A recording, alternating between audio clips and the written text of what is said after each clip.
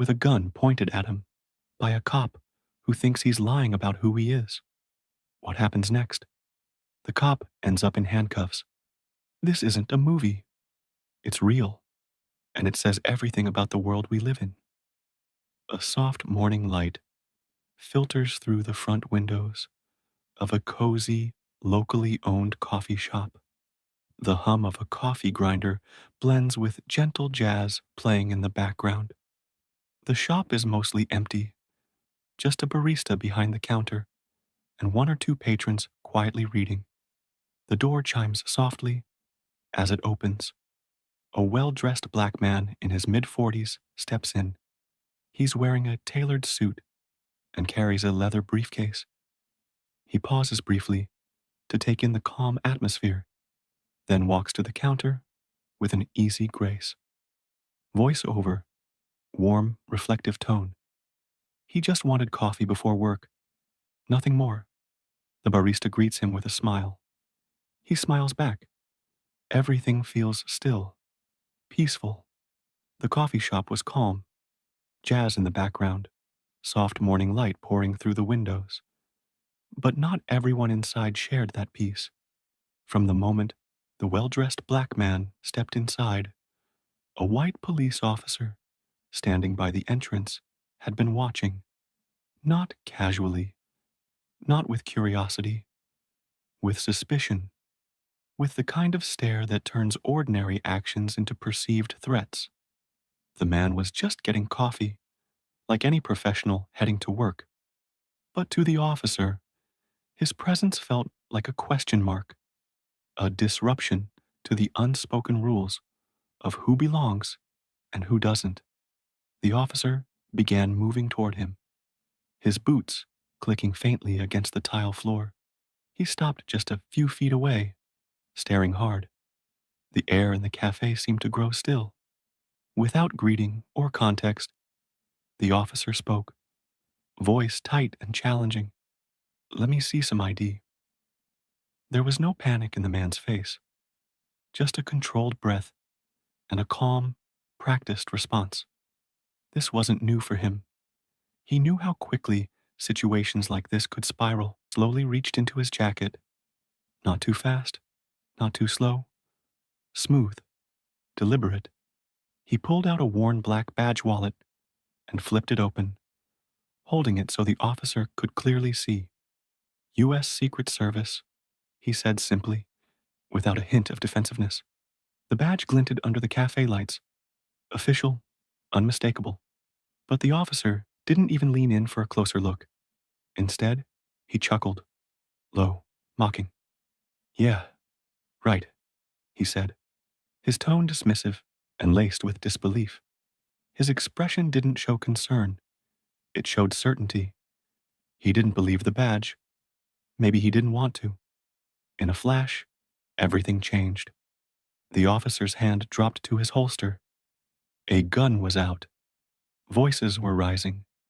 The peaceful coffee shop shattered into chaos. On the ground. "Now!" the officer barked, loud enough to send a chill through the entire room. The man froze, hands still in front of him, still holding the badge. But that didn't stop what came next.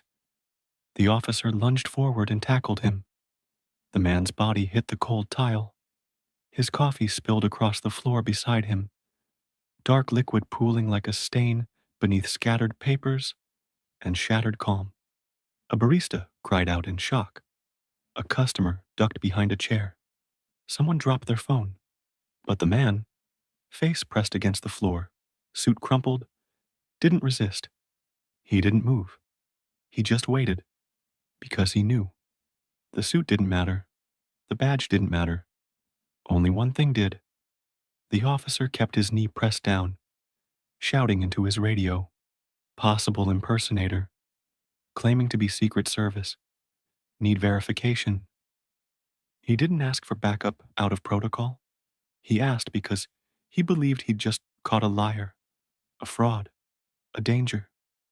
The man beneath him said nothing. He didn't argue. He knew words wouldn't help. Not yet. The bystanders watched in disbelief. One of them, hiding behind their cup, began recording quietly. Another, voice trembling, said, "Officer, he showed you a badge." The barista tried to speak up too, but the officer snapped back, "Stay back." His authority, like his assumptions, was absolute in that moment. Minutes passed. Maybe 10. Maybe 15. The cafe was a crime scene without a crime. When backup arrived, another officer stepped in and began asking questions. Real questions. He looked at the badge. He looked at the papers. He called it in. It was real.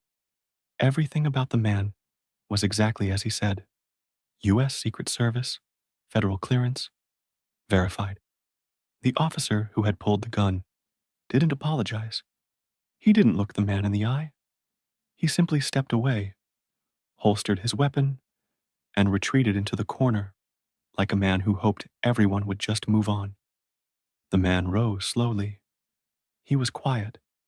His face didn't show rage, only fatigue. The kind that builds up after 1,000 similar moments, small and large, that all say the same thing. You don't belong. Not really. Not to them.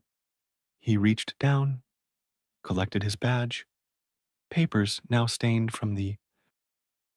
He reached down, collected his badge, papers now stained from the spill.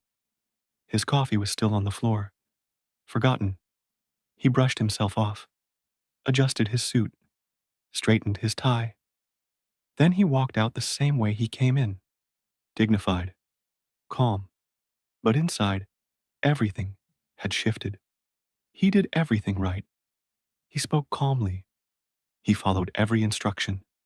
He carried the badge of someone sworn to protect the President of the United States. But none of that mattered in the eyes of a man who had already decided what he was.